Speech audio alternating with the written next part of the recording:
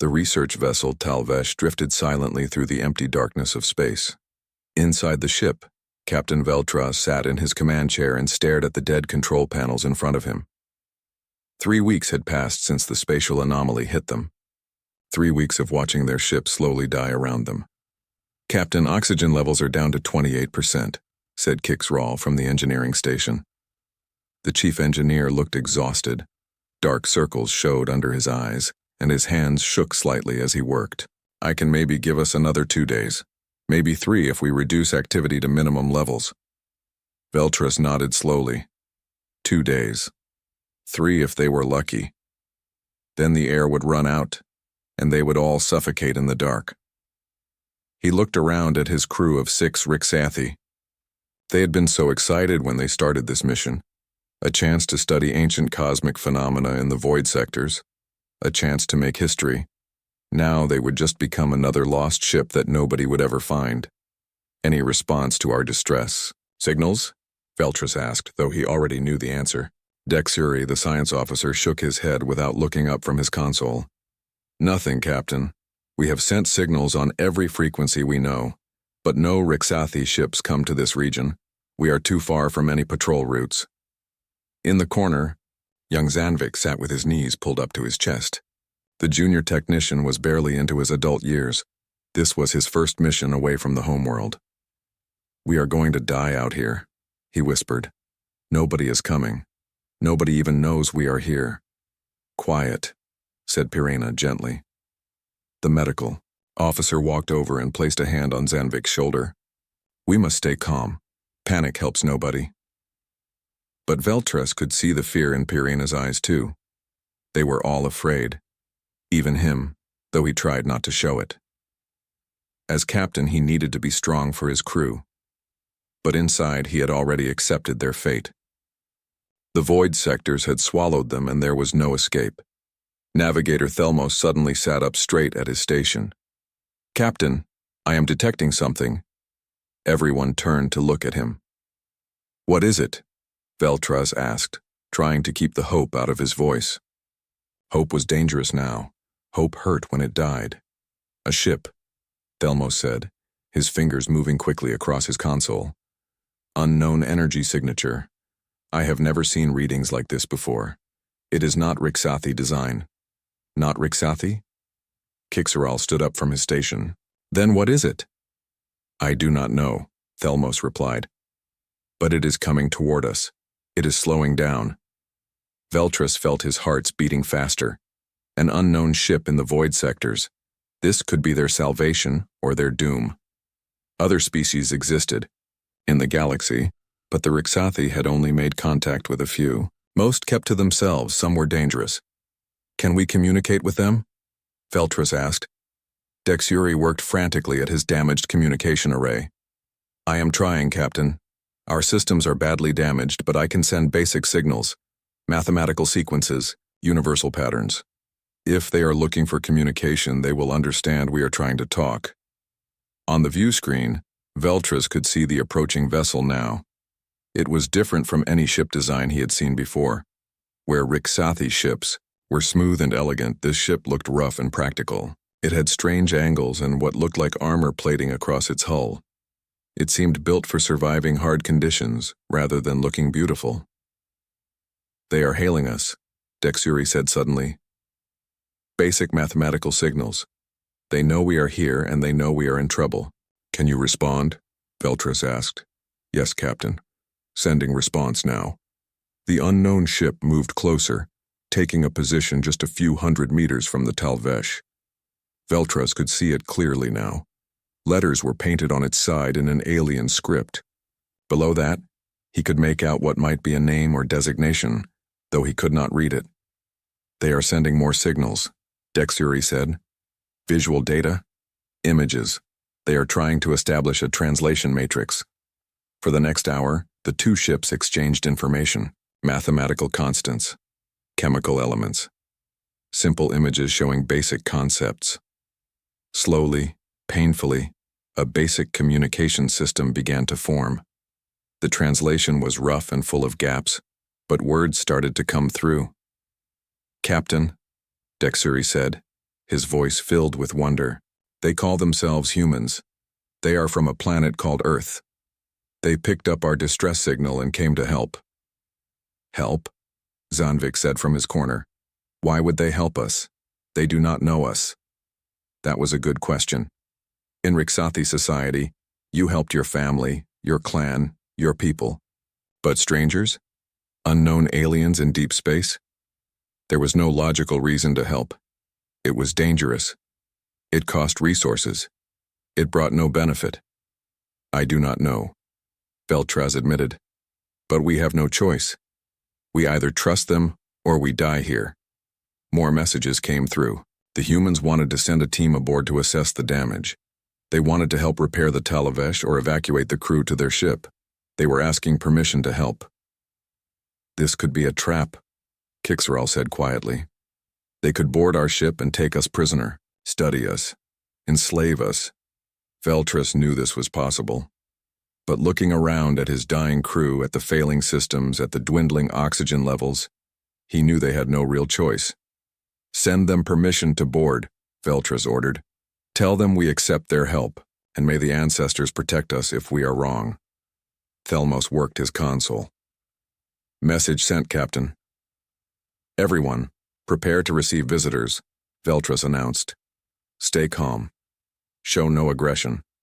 We do not know what these humans want, but we will treat them with respect until they prove otherwise. Through the view screen, Veltras watched as a smaller craft detached from the human ship. It moved toward the Talvesh, carrying the first humans they would ever meet. The crew gathered near the airlock, nervous and afraid. Captain, Purina said quietly. What if they are dangerous? What if they mean us harm? Veltraz straightened his uniform and took a deep breath. Then we will face it together. But something tells me that any species that answers a distress signal in the void sectors, that travels this far into the dark to help strangers, might be different from what we expect. The airlock indicator light began to flash. The human craft had docked. In moments they would see these mysterious humans face to face. The Riksathi crew stood together, holding their breath, waiting to see what would come through that door. The airlock opened with a hiss of equalizing pressure, and everything changed. The first human through the airlock was wearing a full environmental suit. Captain Veltras and his crew stepped back instinctively.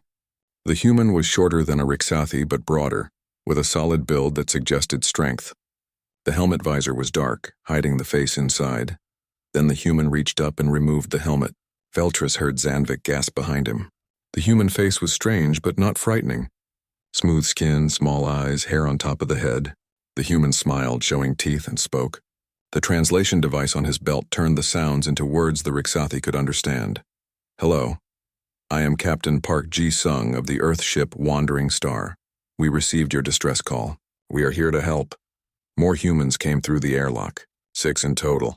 They removed their helmets one by one. Veltras studied them carefully. They looked similar to each other but with small differences. Different face shapes, different skin colors, different heights. One of them, a female with kind eyes, stepped forward. I am Dr. Choi Min-ah, she said through her translator. Medical officer. Please, which of you are injured? I need to help them first. Purina hesitantly stepped forward. I am the medical officer here. 3 of our crew are in the medical bay. They are hurt from the accident. But I must warn you, our biology is different. I do not know if your medicine will work on us. Dr. Choi smiled warmly. I understand. I will be very careful. Will you show me where they are? Purina looked at Veltras, who nodded. The 2 medical officers left together, with another human following them for safety. A tall female human with sharp eyes approached Kixral. I am Lieutenant Kim Do-eun, Chief Engineer. Your ship is badly damaged. Will you let me see your engine room? I want to understand what needs fixing. Kixral looked uncertain. Our technology is very advanced. I do not think you will understand it, Kim Do-eun smiled. Maybe. But I have fixed many broken things in my life. Let me try? Something about her confidence made Kixral nod. They left together with another human engineer. The remaining humans stayed with Veltras in the corridor. Captain Ji-sung looked around at the damaged ship with sad eyes. How long have you been stranded? He asked. 3 weeks, Veltras replied. Our hyperdrive is destroyed. Communications are damaged. Life support is failing. We have perhaps 2 more days of oxygen. Then we have work to do, Ji-sung said simply. He turned to a young female human with bright eyes. Yoon Soo-jin, work with their communications officer. Improve our translation system. We need to talk clearly to work together well. Yes, Captain, Soo-jin said. She approached Dexuri with a friendly smile. Hello, I love languages. This is so exciting. First contact. Can you show me your communication systems? Dexuri seemed overwhelmed by her enthusiasm but nodded and led her to his station. The last human, a serious-looking male with careful eyes, stayed close to Captain Ji-sung. This one did not smile much. He watched everything with the alertness of a guard. That is Lieutenant Kang Tai-yang, my security chief, Ji-sung explained. Do not worry. He is protective but not dangerous unless we are threatened. You came armed, Veltras observed, noting the devices on the humans' belts. Standard procedure, Ji-sung said. We never know what we will find in space. But we only use weapons to defend ourselves, never to attack. You have my word on this. Veltras wanted to believe him, but trust was hard when survival was at stake. Why did you come? He asked suddenly. Why risk your ship and crew for strangers? What do you want from us? Ji-sung looked surprised by the question. Want from you nothing. We came because you needed help. Is that not reason enough? No, Veltras said honestly. In my experience, nobody helps without expecting something in return. Payment, favors, loyalty, what is your price? The human captain was quiet for a moment, seeming to think carefully about his words. Captain Veltras, let me tell you about humans. We come from a difficult world. A dangerous planet with storms and earthquakes and deadly animals. For most of our history, we struggled just to survive. But we learned something important. We learned that we survive better when we help each other. When we see someone in trouble, we help them, because someday we might be the ones who need help. That is a nice philosophy, Veltras said. But we are not human. We are aliens to you, strangers. Yes, Ji-sung agreed. But you are still people, living beings who want to survive, who have families waiting for them, who have dreams and hopes. That makes you worth saving. The only payment we want is knowing that you are safe. That is enough for us. Veltras stared at this strange human captain. Either he was telling the truth, which meant humans were very unusual, or he was lying, which meant humans were very good liars. Time would tell which. In the medical bay, Dr. Choi was carefully examining the injured Riksathi crew members. Pirana watched nervously as the human doctor used strange devices to scan the patients. Your biology is fascinating, Dr. Choi said softly. 2 hearts, 3 lungs. Very efficient. This one has internal bleeding, yes? From the chest trauma? Yes, Pirina said, surprised. How did you know? The signs are similar to humans, Dr. Choi explained. Different biology, same physics. Trauma looks similar across species. She prepared an injection. This is a general coagulant. It helps blood clot faster, very mild. It should not harm him, but it might help. May I try? Pirana hesitated, then nodded. Dr. Choi carefully administered the injection. They waited. The patient's vital signs stabilized slightly. Not much, but enough to notice. It worked, Pirina whispered. You helped him with medicine made for humans. Life finds similar solutions to similar problems, Dr. Choi said with a smile. Now let us see what else we can do. In the engine room, Kim Da-eun was crawling through access tunnels with Kixrol close behind. She studied the damaged hyperdrive with intense focus. This is beautiful work, she said. Very elegant design. Much more advanced than our drives. She pointed at a broken component. But this is your problem. This regulator is destroyed. Without it, your drive cannot function. Yes, Kixrol said miserably. It is a custom part. Very precise. We cannot make a replacement with our damaged fabricators. Kim Da-eun pulled out a small device and began scanning the broken part. We cannot make an exact replacement, she agreed. But maybe we do not need exact. Maybe we need good enough. She grinned at Kixrol's confused expression. Human engineering secret. We are very good at making things work with whatever we have. Give me a few hours. Let me see what I can build. You are going to build a replacement? Kixrol asked in disbelief. For a part you have never seen before, for technology you do not understand? I will try, Kim Da-eun said simply. Maybe it will not be perfect. But perfect is not necessary. Working is necessary. Trust me? Kixrol looked at this confident human and found himself nodding. Maybe humans were crazy, or maybe they were something else. Something unexpected. On the bridge, Yoon Soo-jin and Dexuri were making rapid progress on the translation system. Words were flowing more easily now. Concepts were clearer. "Your ship is beautiful," Soo-jin said as she worked. "Rixathi designs are so smooth and elegant. Our ships look rough in comparison." "They are functional," Dexuri said, studying images of the wandering star. "They look strong, built to last." "They are," Soo-jin agreed. "Human ships are built expecting damage. We prepare for things to break. Then we fix them and keep going." "That sounds exhausting," Dexuri said. Soo-jin laughed. "Maybe, but it works. We are still here, still exploring, still helping." Dexuri looked at this cheerful young human and felt something strange. Hope. For the first time in 3 weeks, he felt like maybe they would survive this after all. The work continued through the night cycle. The humans did not seem to need much rest. They worked in shifts, always moving, always fixing something. Veltris watched them with growing amazement. They approached problems differently than Rixathi. Where his people would study and plan carefully, humans would try things quickly, learn from failures, and try again. Kim Da-eun had been in the engine room for 8 hours straight. She had taken apart a dozen components from the wandering star and was building something that looked nothing like the original Rixathi part, but might work the same way. "This is insane," Kixral said, watching her work. "This should not function. The tolerances are all wrong. The materials are different. The power flow will be unstable." "Probably," Kim Da-eun agreed cheerfully. She welded 2 pieces together with steady hands. "But unstable is better than not working at all. If this gives you even basic hyperdrive function, you can get to a repair station. You do not need perfect. You need good enough." Kixral realized he was learning something important about humans. They were practical in ways Rixathi were not. They accepted imperfect solutions because imperfect solutions kept you alive. Perfect solutions were nice, but only if you survived long enough to use them. In the medical bay, Dr. Choi had stabilized all 3 injured crew members. Pirena watched her work with deep respect. This human doctor had learned Rixathi biology in just a few hours, and was already treating patients successfully. "How did you become so skilled?" Pirena asked. Dr. Choi looked up from her work and smiled. "Practice. Many years of study. But also I learned to observe carefully. Bodies tell you what they need if you watch closely enough. Pain shows in similar ways. Healing follows similar patterns. Life wants to survive. Our job is just to help it along." "You make it sound simple," Pirena said. "The philosophy is simple," Dr. Choi replied. "The practice is hard, but worth it. Every life saved matters." Suddenly the ship shook violently. Alarms blared throughout the Talvesh. Veltris grabbed his console to stay upright. "Report," he shouted. "Secondary explosion in the power core." Thelmos called out.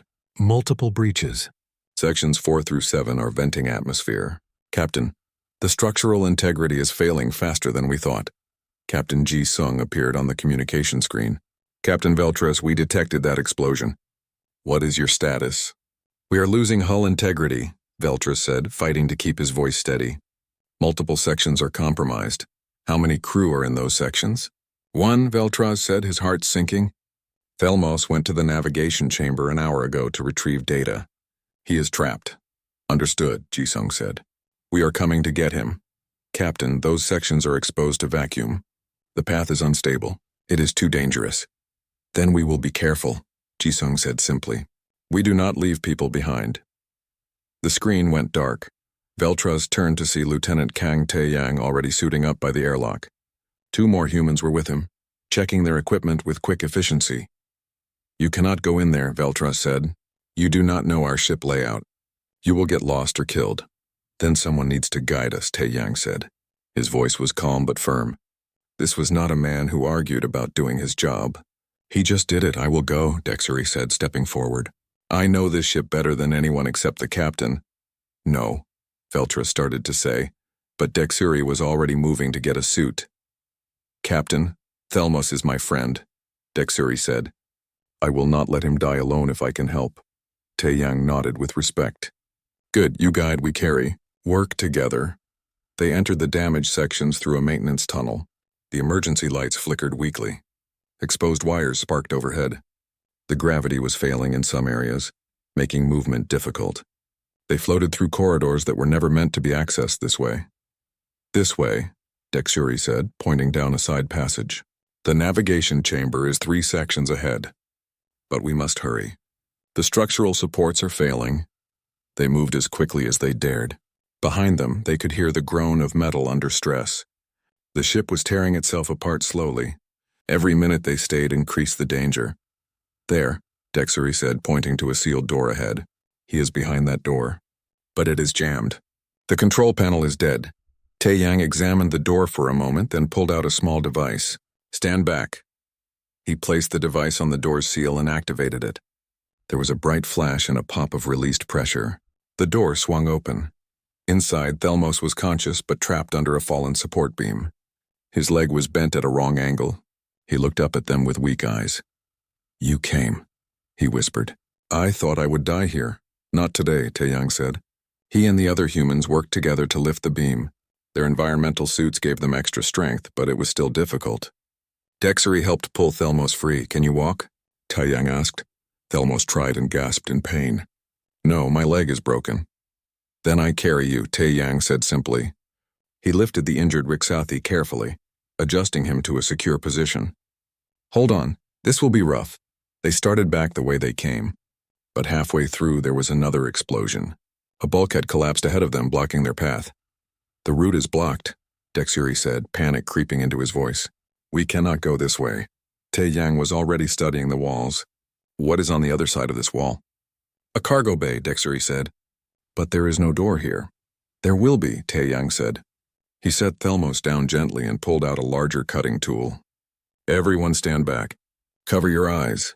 The tool cut through the wall with intense heat. Tae-Yang worked quickly but carefully, creating an opening large enough for them to pass through. The metal edges glowed red-hot. "Go," he ordered. The other humans went through first, then Dexuri. Tae-Yang picked up Thelmos again and carried him through the opening. They emerged in the cargo bay and found a clear path to the main sections. But the ship was shaking more violently now. Time was running out for everyone. "Captain," Tae-Yang said into his communication device, "we have him. But this ship is dying. We need to evacuate everyone now." On the bridge, Captain Ji-Sung made the hard decision. "All crew, this is an evacuation order. Everyone to the Wandering Star immediately. Captain Veltras, I am sorry, but your ship cannot be saved." Veltras looked around the bridge of the Talvesh. This ship had been his home for 5 years. So many memories, so many missions. But Ji-Sung was right. The ship was dying, and staying would mean dying with it. "All crew abandon ship," Veltras ordered. "Take only what you can carry. Move to the Wandering Star now." The evacuation went quickly. The humans helped the Rixathi crew gather their essential belongings and move to the airlock. Kixril took his engineering logs. Pirina took her medical records. Zanvik clutched a small statue from his home village. Dexuri and Sujin carried the injured patients on stretchers. Veltras was the last to leave. He stood alone on the bridge one final time, placing his hand on the command console. "Thank you for keeping us alive this long, old friend," he whispered.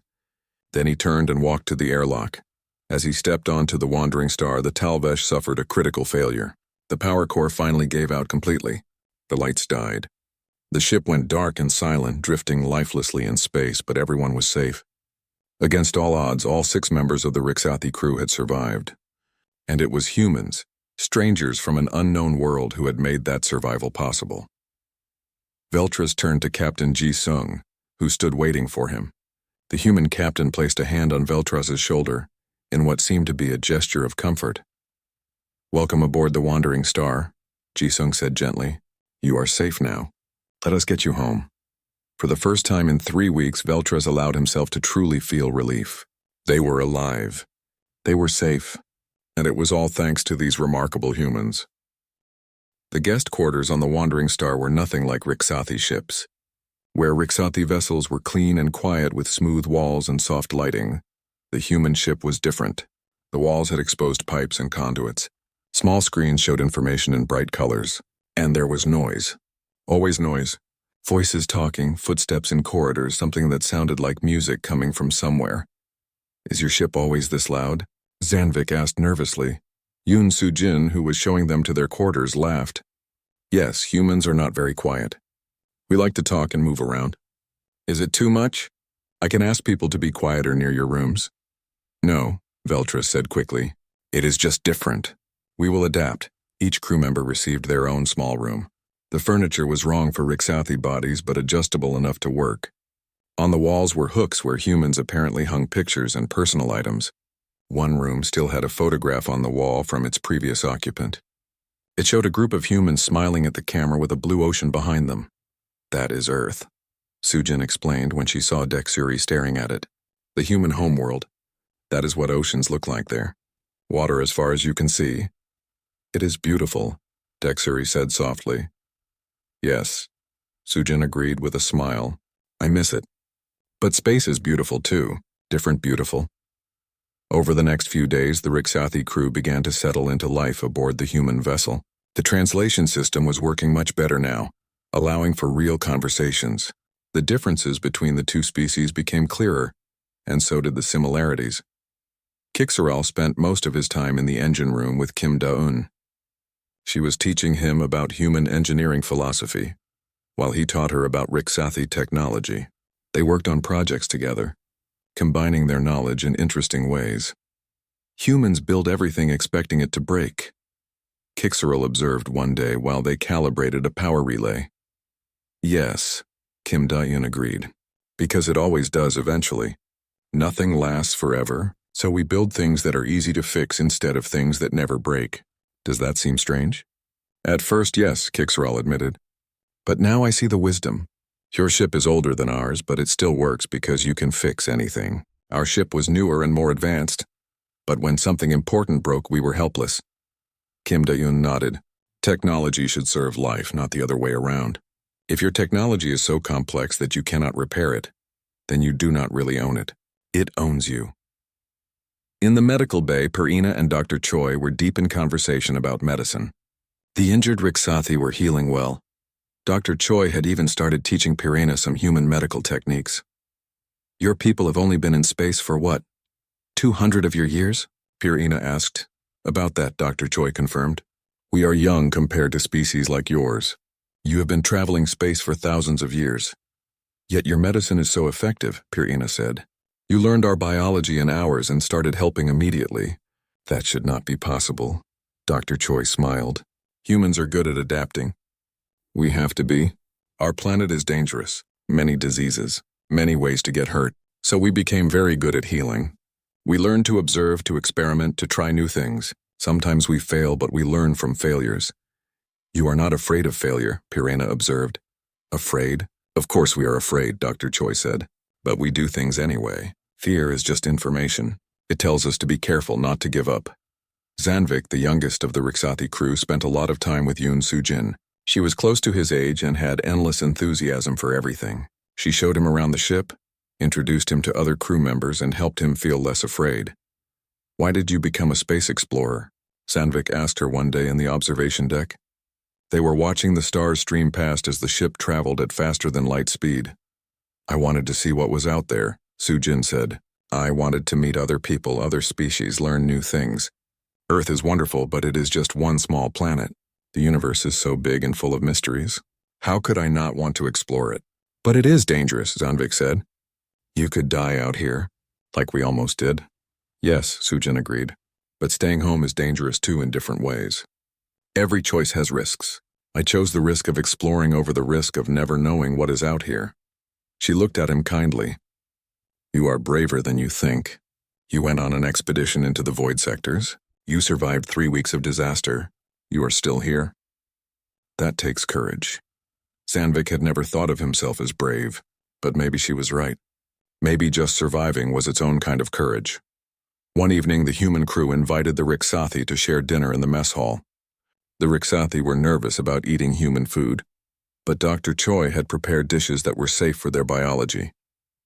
The mess hall was noisy and crowded, with humans laughing and talking loudly. Captain Ji-sung stood and raised his cup. A toast, he announced. Everyone quieted down. To our guests from the stars. To new friends. To survival against the odds, and to the idea that strangers do not stay strangers long when they face danger together. Hear, hear, the humans shouted, raising their cups. Veltras stood as well. To our rescuers, he said. To the humans of the wandering star. You saved our lives when you had no reason to. You risked yourselves for strangers. We will never forget this debt. No debt, Jisung said firmly but kindly. Friends do not owe friends for helping. That is just what friends do.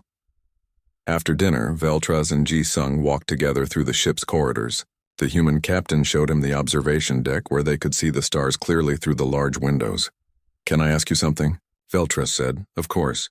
Why are humans like this? So willing to help, so quick to risk yourselves, so unconcerned with your own safety? It seems almost reckless. Jisung thought for a long moment before answering. Let me tell you a story about Earth, he said. Humans almost went extinct several times in our history. Ice ages, volcanoes, diseases, wars with each other. We came very close to dying out. But we survived because we helped each other. Because when times were hard, people would share food even when they were hungry. They would carry the injured even when they were tired. They would protect strangers' children even at risk to themselves. He looked out at the stars. We learned something important. We are stronger together than apart. We survive better when we help each other. And somewhere along the way, we decided that all intelligent life deserves help. Not just humans. Anyone who thinks, who feels, who dreams. When we found out we were not alone in the universe, we decided to treat other species the way we wish they would treat us.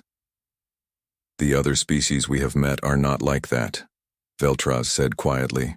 Most keep to themselves. Some are dangerous. Some are friendly but distant. None are like humans. Maybe we are unusual, Jisung admitted. But maybe we can show others a different way. If we help people, maybe they will help others. Maybe kindness can spread like ripples in water. A beautiful idea, Veltras said. But idealistic, perhaps, Jisung agreed with a smile. But idealism kept you alive, did it not? We are idealistic enough to answer distress calls in the void sectors. And now you are here, safe and heading home. Veltras could not argue with that logic. The journey to the nearest Rixathi outpost would take 3 weeks.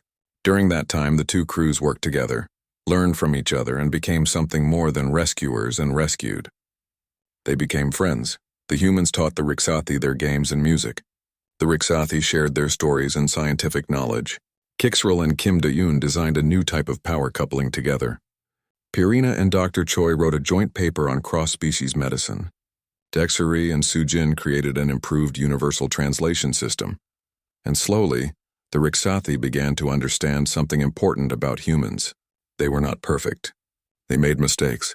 They had fears and doubts. But they never let those things stop them from trying to do what was right. They faced danger with courage and faced strangers with kindness. And somehow that simple approach made them extraordinary. Station Karveth appeared on the view screen like a small city floating in space. The massive Rixathi outpost housed over 50,000 people and served as a major hub for trade and research in this sector. As the wandering star approached, the communication channels lit up with questions. Unknown vessel. Identify yourself immediately, demanded the station controller.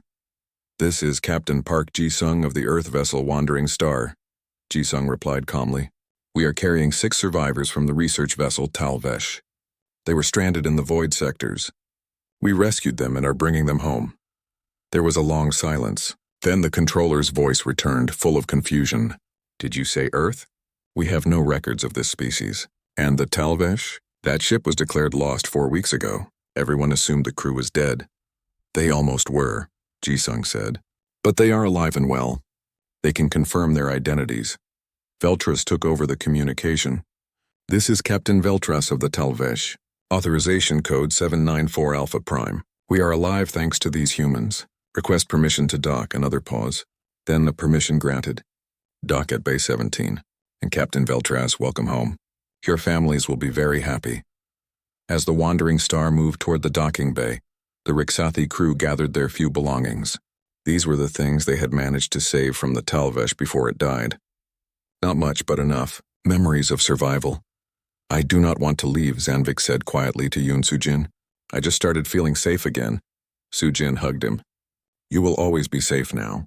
You survived something terrible and came out stronger, and we are not saying goodbye forever. Humans and Rixathi will meet again.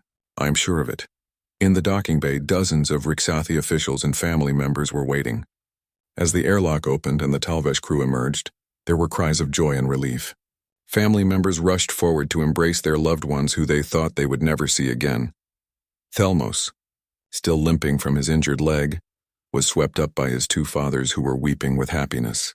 Piriana's mate was there with their 3 children. all crying and laughing at the same time.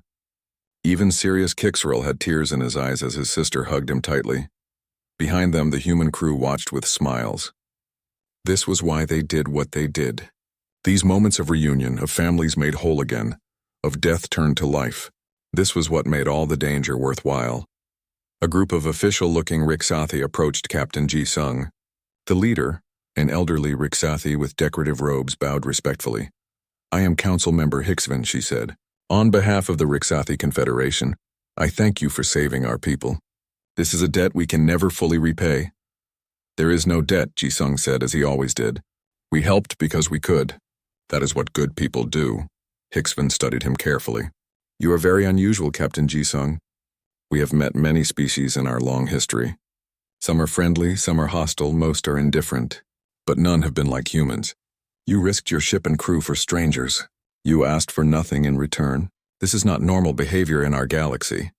"Perhaps it should be," Ji-sung suggested gently. Over the next few days, the story of the rescue spread throughout Riksathi space. News networks showed interviews with the Talvesh crew. They told their story over and over. The 3 weeks of despair. The appearance of the unknown ship. The humans who came through the airlock with smiles and tools and determination to help. The Riksathi people were amazed. Here was a species they had never heard of, technologically younger than them, who had done something remarkable simply because it was right. The humans asked for nothing. They wanted no payment, no trade deals, no territory. They just wanted to help. The Riksathi Council called for an official ceremony. They wanted to honor the crew of the Wandering Star properly. Captain Ji-sung tried to decline, but Veltras convinced him to accept. "Let my people thank you properly," Veltras said. "Not for you, but for us. We need to honor this. We need to remember what you did." The ceremony was held in the station's Grand Hall. Thousands of Riksathi attended in person, and millions more watched on broadcasts. The human crew stood on the stage in their uniforms, looking uncomfortable with all the attention. Council Member Hicksvan presented each human with the Stellar Merit, the highest civilian honor the Riksathi could give. As she placed the medal around Captain Ji-sung's neck, she spoke to the assembled crowd. "Today we honor not just brave rescuers but teachers," she said. "These humans showed us something we had forgotten. They showed us that kindness is not weakness, that helping strangers is not foolish, that the measure of a civilization is not just technology or power, but compassion and courage." Then Veltras stepped forward to speak. The hall grew quiet. "4 weeks ago, my crew and I were dying in the dark," he began. "We had accepted our fate. No one knew where we were. No one was coming to save us. Then the humans arrived. They did not know us. They owed us nothing. They gained nothing by helping us. But they came anyway." He paused, looking at each human on the stage. "Captain Ji-sung told me that humans help because they can, and they hope others would do the same for them." This simple philosophy saved 6 lives. But it did more than that. It changed how we think about the universe. We always believed space was cold and empty and dangerous. The humans showed us it does not have to be. Space can be full of friends we have not met yet, full of people willing to help, full of hope. The crowd erupted in applause. Many Riksathi were crying. The impact of this simple rescue was bigger than anyone expected. After the ceremony, there were meetings with the Riksathi Council. They wanted to establish formal diplomatic relations with humanity. They wanted trade agreements, cultural exchanges, scientific cooperation. Most importantly, they wanted to learn from humans, to understand what made them so willing to help. Captain Ji-sung and Commander Lee Hyun-woo represented humanity in these talks. They promised to bring the proposals back to Earth government. This was first contact with a major galactic civilization. It would change everything for humanity. But before they left, there were personal goodbyes. The Talvesh crew came to the Wandering Star one last time. There were tears and hugs, even between species who had just met weeks before. Kixrel gave Kim Da-yoon a datapad containing all of Riksathi engineering knowledge. "Human ingenuity deserves the best tools," he said. "Use this well." Pirina and Dr. Choi exchanged medical databases. "Together we can save more lives," Pirina said. Sanvik hugged Yoon Soo-jin tightly. "Thank you for teaching me to be brave," he whispered. "You always were brave," she replied. "You just needed to see it." Finally, Veltras and Ji-sung stood together one last time. The Riksathi captain removed his command insignia, a small pin that showed his rank and ship. He pinned it to Ji-sung's uniform. So you remember us, Veltras said. Jisung removed his own insignia and gave it to Veltras. Friends do not forget friends, he said simply. The wandering star departed from Station Karveth with full honors. Rixathi ships escorted them to the edge of the sector. As they jumped to faster-than-light speed, heading back toward human space, the crew was quiet and thoughtful. We did a good thing, Kim Da-eun said softly. We did what needed doing, Ji-sung replied. Now others know that humans can be counted on, that we keep our promises, that we help when we can. That is worth more than any payment. 6 months later, the impact of the rescue continued to grow. The Rixathi had sent ambassadors to Earth. Trade routes were being established. Cultural exchange programs started. Rixathi students wanted to study human engineering and medicine. Human explorers wanted to learn from Rixathi science and history. Other alien species heard the story. Some reached out to humanity, curious about these helpful newcomers. Some joined the Rixathi in establishing rescue protocols for stranded ships. The idea that strangers could help strangers began to spread, and far away at a Rixathi shipyard a new exploration vessel was being built. It was designed using both Rixathi and human technology, elegant but practical, advanced but repairable. It would be captained by Veltras and crewed by both Rixathi and humans working together. The ship's name, painted on its hull in both human and Rixathi script, was Shared Hope. On the bridge of the Wandering Star, now on a new mission in another unexplored sector, a young ensign asked Captain Ji-sung a question. Captain, why did we risk so much for aliens we did not know? Ji-sung looked at the stars ahead, thinking about Veltras and his crew, thinking about the friendships formed, thinking about the changes spreading across the galaxy. Because that is what humans do, he said finally. We see someone in trouble and we help. We see darkness and we bring light. We see strangers and we see future friends. This is not just what makes us human. This is what makes us good. And being good matters more than being powerful or advanced or safe. Being good is how we survive in this universe, not just as a species but as people. Never forget that. The wandering star jumped to faster-than-light speed, continuing its journey through the stars. Behind them they left a galaxy that was slowly learning a simple lesson. That compassion could cross any distance, that kindness could bridge any difference, and that the best explorers did not just discover new worlds. They made new friends.